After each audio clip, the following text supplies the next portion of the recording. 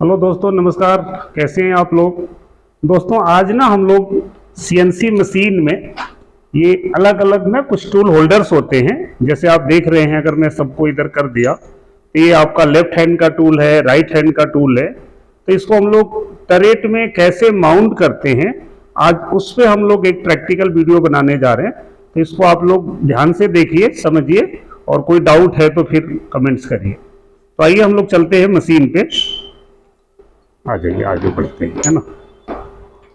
तो दोस्तों देखिए, जैसे ना ये पॉकेट है हम लोगों का यहाँ पे, और नज़दीक से दिखाइए सीएस थोड़ा, है ना। ये पॉकेट है और ये टूल होल्डर जो हमारे पास है ना, इनका जो सैंक का साइज है ये 20-20 का सैंक है। दिखा, यहाँ पे दिख रहा है ये सैंक साइज जो है आप देख रहे होंगे, ये लिखा हुआ है SVJBL 2020 K15 सैंडविक का टूल है। तो ये 20-20 जो है ना, ये इसकी सैंक की हाइट है। तो ये पॉकेट जो है ये भी 40 का रहता है। अब इसमें जो हम लोग यूज करते हैं क्लैंपिंग के लिए ना, तो वो इस तरह से ये टेपर वेज होती है। आप देख रहे होंगे ये टेपर में होता है, और ये भी जो है वो टेपर में ही रहता है। तो टेपर वेज बोलते हैं। कुछ में यहाँ पे नट और बोल्ट भी होते हैं। तो अब हमें ये टेपर वेज लगानी कैसे है, ये ऐसा लगाना है, ये ऐसा दिख रहा है, ये बराबर होगा। बट पहले तो इसको हम लोग कभी तो इसको जरूरत के हिसाब से नीचे रख लेते हैं और कभी ऊपर भी रखते हैं। तो दोस्तों अब क्या है, इसको लगाने के टाइम कब हम लोग नीचे रखेंगे, कब ऊपर रखेंगे, वो अगर आपको समझना है तो आप ये समझें कि ये जो 40 mm का है ना, ये यहाँ से ये लगभग 40 का होगा, और जो 25-25 की सैंक होगी उसमें ये 50 का होगा। तो अब हमें टूल को ऐसे रखना है कि टूल का जो टिप है ना, ये कटिंग एज जिसको हम लोग बोलते हैं, तो ये कटिंग एज जो है वो इस पॉकेट के सेंटर में ही होना चाहिए। समझ रहे। तो अब हमें सेंटर में, जैसे मान लीजिए इस टूल को लेफ्ट हैंड टर्निंग के लिए लगाना है, तो अब ये 20 का है और ये पॉकेट जो है वो 40 का है। तो जैसे हम लोग यहाँ पे रखेंगे ना, आप देख रहे हैं, तो ये ठीक है 40 का है, यहाँ से 20 ऊपर आ गया, तो इसका सेंटर ऑटोमेटिकली अपने जगह पे आ गया। तो अब इस केस में क्या होगा कि जो हमारा क्लैंप होगा ना, इस केस में जो आपका क्लैंप होगा वो हम लोग यहाँ पे ऐसे उसको रख देंगे। यहाँ पे क्लैंप आ जाएगा। इसको थोड़ा बाहर करके हमें लगाना है ऐसे। यहाँ पे क्लैंप आ जाएगा और आप यहाँ पे इसको टाइट कर देंगे। टाइट करने के लिए सिंपल ये 2 बोल्ट है, हम लोग यहाँ पे और यहाँ पे इसको टाइट कर देते हैं। तो इसमें जो ध्यान देने वाली चीज है कि अगर लेफ्ट हैंड का टूल है ना, तो ज्यादातर वो नीचे रखा जाएगा और जो ये क्लैंप है ये ऊपर आ जाएगा। लेकिन कई बार ना हम लोग लेफ्ट हैंड टूल तो है, बट उससे हम रिवर्स टर्निंग करते हैं, ठीक है ना। अगर रिवर्स टर्निंग का हमें कुछ ऐसा बनाना है तो इस टूल को कई बार हम लोग मशीन में उल्टा बांध देते, ऐसे बांधते हैं नहीं। तो जब ऐसे हम लोग मशीन में बांधेंगे कि कटिंग एज नीचे हो गई, तभी ये रिवर्स टर्निंग ऐसे करेगा। अब उस केस में अगर यहाँ पे बांध दें तो इसका जो टिप है वो बिल्कुल नीचे आ गया, ठीक है। तो रिवर्स टूल के केस में इसको ऊपर लगा देंगे और जो क्लैंप है वो नीचे आ जाएगा। जो क्लैंप है ना यहाँ पे, वो यहाँ नीचे हम लोग लगा देंगे, ऐसा ऐसा, यहाँ पे क्लैंप आ जाएगा। क्लियर है ना ये। तो अब ये नीचे से 20 ऊपर होगा, जैसे ये ऊपर से टच हुआ तो इसकी जो टिप है ऑटोमेटिकली वो सेंटर में आ गया। या आप कई बार देखते होंगे हम लोग थ्रेडिंग टूल चलाते हैं, ये एक थ्रेडिंग का टूल है। तो अगर हम लोग राइट हैंड थ्रेड बनाते हैं ना सीधी, तो अब ये टूल तो दिख रहा है ना आपको, राइट हैंड साइड में इंसर्ट मुड़ी है, तो राइट हैंड साइड का टूल है। लेकिन अब इससे राइट हैंड थ्रेड बनानी है तो आप समझें कि इसको हम लोग उल्टा लगाते हैं ऐसे। तो अब ये ऐसे नीचे तो होगा, तो ये टिप सेंटर से नीचे आ गया, सेंटर हाइट माइनस हो जाएगा, तो इसको हमें ऊपर बांधना पड़ेगा ऐसे, ठीक है ना। और क्लैंप कहाँ लगेगा, नीचे। तो इस केस में हम लोग इसको नीचे रख देंगे क्लैंप को। थोड़ा सा आप ऐसा टेपर को बाहर करके रखें और यहाँ पे इसको रख दें ऐसा। पीछे यहाँ पे हम लोग रेस्ट भी करा दें, जिससे सपोर्ट थोड़ा अच्छा मिल जाता है। और जो बोल्ट है हम लोग यहाँ पे इसके होल में लगा के, आप इसको पहले भी लगा सकते हैं, कई बार ऐसा लगता है कि सेंटर आउट ना हो तो आप इसको ना पहले भी लगा सकते हैं बोल्ट को। यहाँ पे जो बोल्ट लगाने हैं ना हम लोगों को, तो हम यहाँ पे ऐसे, ये ऐसा लगाना है ना, नीचे लगाना है तो ऐसा, यहाँ पे इसको हम पहले से भी हल्का फंसा के रख लेंगे, टाइट नहीं करेंगे। अब क्या करना है, इसको थोड़ा बाहर ऐसा खींच लेंगे, तो उस केस में क्या रहेगा कि ये बाहर खींच लेने से यहाँ अपने आप ये गैप मिल जाएगा। और अगर ये पहले ही अंदर रहेगा तो यहाँ पे ये टूल नहीं जाएगा। इसको हम बाहर रख लेंगे और इसको यहाँ पे टच करके ऐसा लगा लेंगे और फिर इसको टाइट हम लोग कर सकते हैं। यहाँ से एलेंकी लेके हम दोनों बोल्ट को बराबर बराबर टाइट कर देंगे। तो बड़ा सिंपल तरीका है ये पेपर वेज के साथ में। और कई जगह पे यहाँ पे क्लैंप वो बोल्ट वाले भी होते हैं जिसको हम लोग 18-19 की चाबी से टाइट करते हैं।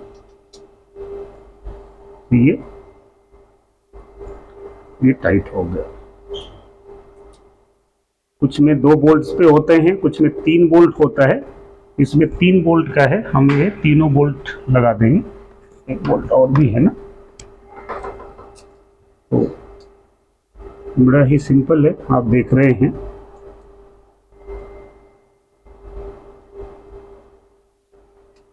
और इसके बाद हम लोग हल्का सा पाइप का यूज कर लेंगे, बहुत ज़्यादा टाइट नहीं करना। 6 की एलेंकी है तो आप समझ सकते हैं कि इस पर टार्क हमें ज़्यादा नहीं रखना है। तो ये इतना टाइट ही समझिए बहुत ज़्यादा हो जाता है। तो ये हमारा टूल माउंटिंग हो गया। तो मुझे उम्मीद है कि आपको अच्छे से समझ में आ गया होगा। तो दोस्तों अभी हम लोगों ने टर्निंग टूल का तो देख लिया था।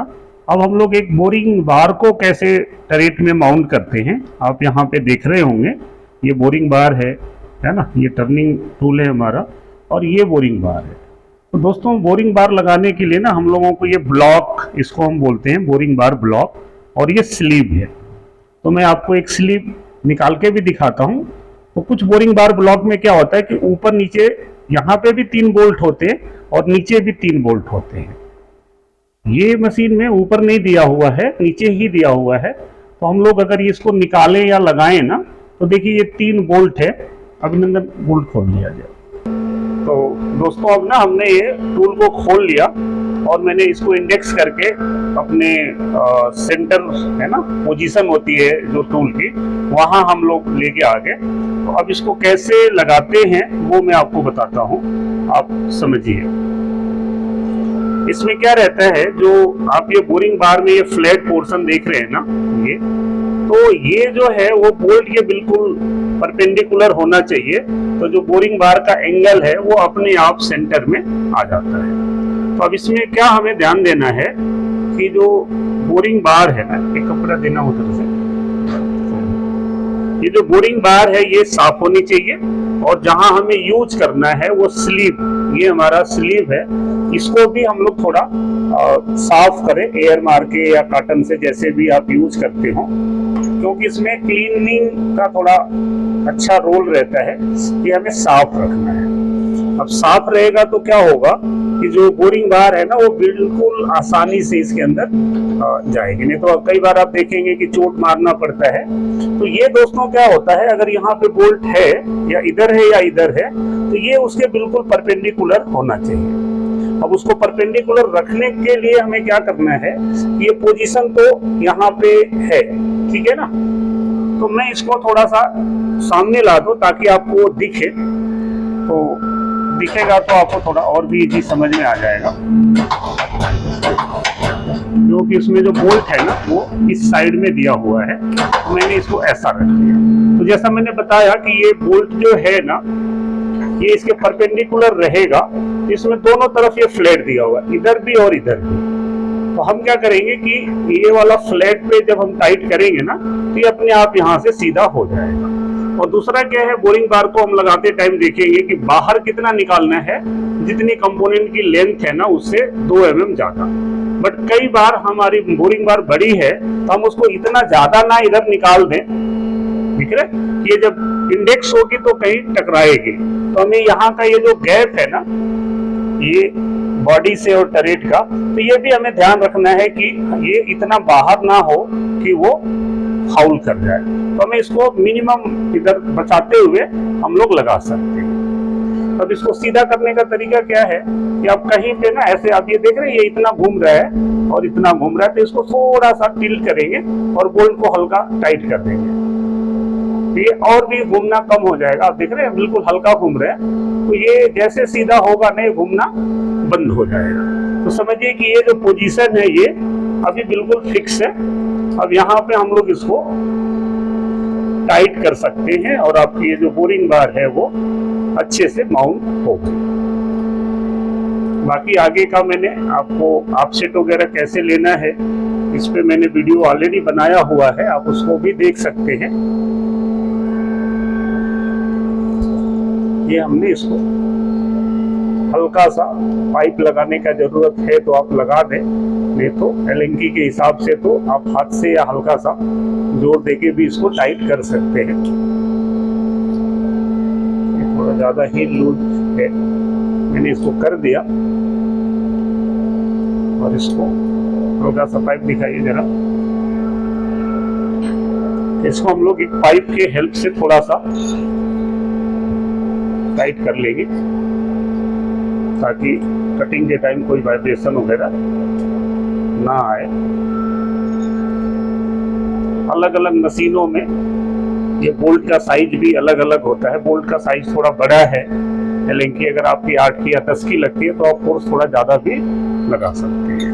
तो अब आप ये देखेंगे ये जो बोरिंग बार है बिल्कुल इसके परपेंडिकुलर ये हो गया, और अब ये जब कटिंग करेगी तो कोई भी वाइब्रेशन या सेंटर हाइट की कोई प्रॉब्लम नहीं आएगी। ठीक है दोस्तों, तो अच्छी लगी हो ये वीडियो, आपके काम की है तो आप इसको लाइक शेयर सब्सक्राइब करें। धन्यवाद दोस्तों। आप लोगों ने देखा कि हम लोगों ने टर्निंग टूल को भी लगा लिया था, बोरिंग बार को भी लगा लिया था। अब ना हम लोग यहाँ पे ये जाग खोला हुआ है और यहाँ पे अब हम लोग इसको ट्रू करेंगे। इसमें नंबर तो आप लोगों ने देखते ही होंगे, ये 1 नंबर का जा है मास्टर जा, ये 3 है और इसके बाद जो है ये 2 है। सेम यही नंबर ना हम लोगों का इस पे बुटके के ऊपर भी रहता है। जैसे मैंने आप देखें तो यहाँ पे 1 नंबर का कट लगा लिया, इसमें 3 लगा लिया और इसमें 2 लगा लिया। अब इसको जब हम लोग यहाँ लगाएंगे ना दोस्तों, तो वैसे तो इस पे वीडियो बनी है और इसमें ना मुझे ये कंपोनेंट पकड़ना है जिसका जो डायामीटर है वो 40 mm है। तो वैसे तो हम लोग अंदाज से यहाँ लगा लेते हैं, फिर गैप सेट करते हैं। ये तो एक पारंपरिक तरीका है, आप सब लोग करते भी होंगे, लेकिन मैं एक दूसरा तरीका थोड़ा सा एक स्मार्ट तरीके से भी इसको देखें। तो ये अगर ये स्टूल का पहले से ऑफसेट पड़ा हुआ है, बोरिंग बार है, तो हम चाहें तो इसको प्रोग्राम के थ्रू यहाँ पे लेके आ सकते हैं। उसके लिए हमने क्या प्रोग्राम रख लिया कि जैसे हमारा 40 का कंपोनेंट है तो हमने एक 2 लाइन का प्रोग्राम लिख दिया। आप MDI में भी चला सकते हैं, ऑटो में भी चला सकते हैं। तो मैंने ये लिख दिया G28 U0W0 और जो भी ये टूल है उसका मैंने नंबर डाल दिया T0202 G0X100 Z50। आप कहीं भी बाहर Z0 करके चला दीजिए और मैंने इसको X में 39 पे कॉल कर दिया, M01 M30। तो ये 39 पे आएगा, हमारा 40 का डाया है और हम फिर उस टूल के सहायता से इसको चला देंगे। अब देखिए मैं अगर इसको चलाऊं ना तो ये टूल कैसे आएगा आप समझे, इसको पकड़िए, आप इसको देखें प्रोग्राम को भी और मशीन को भी। तो अब अगर हम लोग इसको जैसे मैं चलाता हूं, यहाँ पे देखें कि ठीक है ये मशीन आपका अभी इंडेक्स तो होना नहीं है, ये रेफरेंस पोजीशन डालना है तो डाल दीजिए, नहीं डालना तो मत डालिए। ये मशीन रेफरेंस पे गई, टूल नंबर 2 ऑलरेडी है। अब ये X 100/50 पे आ रहा है, तो आप मशीन देखेंगे तो ये ऐसे चक के नज़दीक चली गई। अब ये 100/50 है, अब डायरेक्ट 39 पे डाल सकते हैं। अब अगली लाइन में हमने X39 डाल दिया, तो ये टूल आके अभी आप यहाँ पे देखेंगे तो ये मशीन हमारा X39 पे आ चुकी है। 39 पे इसको सीधा करेंगे ना, तो ये X39 पे आ चुका है। पोजीशन में भी हम लोग देखें तो ये हमारा 39 पे आ चुका है। तो दोस्तों अब हमें क्या करना है कि मैनुअली इसको ना यहाँ पे हम लोग मैनुअली चला के और इसको हम अपने हिसाब से जहां आपको रखना है ना उतना पे आप आगे लाके इसको लगा लीजिए यहाँ पे, ऐसा जहां आपको टच कराना है टूल। और अब यहाँ पे जा लगाइए नंबर मिला करके, 2 नंबर का सामने है, तो कौन सा नंबर है, 2 ही है, तो 2 को लगा देंगे हम लोग यहाँ पे। और उसी टूल से हम लोग इसको ले जा करके मैच करा लेंगे कि लगभग उतना ऊपर है ना, तो हमारा ये बिल्कुल अपने आप ही वो सेट आ जाएगा। हमें बहुत ज़्यादा ऊपर नीचे करने की ज़रूरत नहीं पड़ेगी। अब इसको ना हम लोग जैसे ये लग गया ना, हम चाहें तो यहीं पे इसको देख ले कि ये जो बोरिंग बार है दिख रहा है ना, तो इससे अभी ये थोड़ा ऊपर है, हल्का सा ऊपर है, तो हम यहीं पे इसको चाहे तो एक तित नीचे कर सकते हैं। नहीं तो इसको एक ज़्यादा और नीचे कर दीजिए, तो इससे आपको बहुत ज़्यादा ऊपर नीचे करने की ज़रूरत नहीं पड़ेगी। हम उसी बोरिंग बार से इसको मैच करा लेंगे, तो आपका एक ही बार में लगभग ये ठीक सा बैठ जाएगा। और आपको जितनी ज़रूरत है उतना कट लगा के इसको बना सकते हैं। अब हम यहाँ पे देख रहे हैं तो ये बिल्कुल बढ़िया सा, ये दोनों में गैप बिल्कुल हो गया ना माइनर सा, क्योंकि ये गैप कम ज़्यादा होगा तो कम से कम ये जितनी इसकी तिथ होती है ना ये मास्टर जा पे, तो उसी के एक दाता ही ऊपर नीचे होगा। और यहाँ पे आप देख रहे हैं बिल्कुल परफेक्ट है। तो दोस्तों ऐसे ही ना हम तीनों जा को लगा लेंगे। अब जैसे ये हमने 2 नंबर लगा दिया, बाकी का लगा दीजिए 1 नंबर, और यहाँ पे 1 नंबर है तो 1 में 1 लगा देंगे और 3 में 3 लगा देंगे। तो अब देखिए कि ये दूसरे में भी ये गैप बिल्कुल परफेक्ट हो गया, ठीक है ना। ऐसे ही हमारा इसमें दूसरे में तो हमने दिखाई दिया था, अभी यही सेम चीज हम लोग तीसरे जा के साथ भी कर देंगे। देखिए ऐसे ही हमने तीनों जा को, अभी यहाँ पे भी गैप कम है और दूसरे में देखें तो ये भी बिल्कुल परफेक्ट है, और अगला हमने देखा तो ये भी बिल्कुल परफेक्ट है। तो अब हम लोग इसको पीछे कर लेंगे मशीन को, और आप अपना कंपोनेंट लगा के अब यहाँ पे पीछे कर लिया, मैंने कर दिया।